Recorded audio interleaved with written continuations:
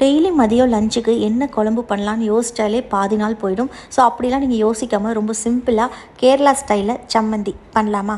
என்னோடய ஸ்டைலில் பண்ணி காட்டியிருக்கேன். ஸோ இது சின்ன வடை சட்டியில் ஒரு தேங்காய் எண்ணெய் 1 ஸ்பூன் போட்டுக்கோங்க. இதில் தேங்காய் எண்ணெய் மட்டும் யூஸ் பண்ணுங்கள். ரொம்ப ஃப்ளேவர்ஃபுல்லாக இருக்கும். 2-3 சின்ன வெங்காயம், 1 வரமிளகா போட்டு நல்லா வதக்கிக்கோங்க.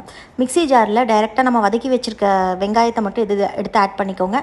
ஒரு கை தேங்காய் வந்து நீங்கள் நிறையா போட்டிங்கன்னா இன்னும் டேஸ்ட்டாக இருக்கும். நான் அளவாக தான் போட்டிருக்கேன். போட்டு இதில் வந்து கொஞ்சோண்டு காஷ்மீரி தூள் கலருக்காக நான் ஆட் பண்ணியிருக்கேன். கொஞ்சம் உப்பு, இதிலே கொஞ்சோண்டு புளி ஆட் பண்ணிக்கோங்க. கேரளாலெல்லாம் பார்த்தீங்கன்னா அந்த குடம் புளின்னு சொல்லுவாங்க, அதை ஆட் பண்ணுவாங்க. நம்மக்கிட்ட அது கிடையாது. நான் நார்மல் புளியை ஆட் பண்ணியிருக்கேன். இதிலே கொஞ்சோண்டு கருவேப்பிலையும் வச்சுருவேன். ஸோ இது வைக்கும் போது நல்லா ஃப்ளேவர்ஃபுல்லாகவும் இருக்கும். நம்ம வதக்கி வச்சுருக்கோம் இல்லைங்களா, வடசட்டியில் எண்ணெய் இருந்துச்சு இல்லையா, அதே தேங்காய் எண்ணெய் இதில் ஆட் பண்ணிவிட்டு இந்த கன்சிஸ்டன்சியில் அரைங்க. தண்ணி கொஞ்சம் கூட விட வேண்டாம். அதில் ஃபுல்லாக அப்படியே அரைச்சிக்கோங்க. என்னோட டச்சாக ஃபைனலாக தாளிச்சிருக்கேன். ஒரு கரண்டியில் எண்ணெய், கடுகு, கருவேப்பிலை விட்டு தாளித்து எடுத்திங்கன்னா ரொம்ப சூப்பரான கேரளா ஸ்டைல் சம்மந்தி ரெடி. ட்ரை பண்ணி பாருங்கள்.